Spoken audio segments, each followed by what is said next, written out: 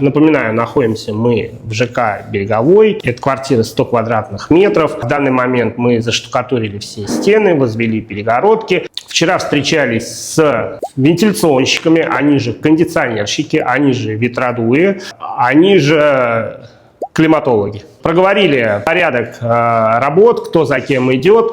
Для меня было важно понимать, насколько у них уже запущен процесс по заказу оборудования, потому что если они его заказали, оборудование для вентиляции — это всегда заказная история. Определились, что материал у них заказан. Также мы определились, куда будем сводить дренажи от кондиционеров и как они пойдут своими трассами вентиляции будут делать разводку по потолку. В каких местах нам дизайнер разрешил занижать потолок, в каких местах это критически важно, и мы будем поджиматься максимально высоко.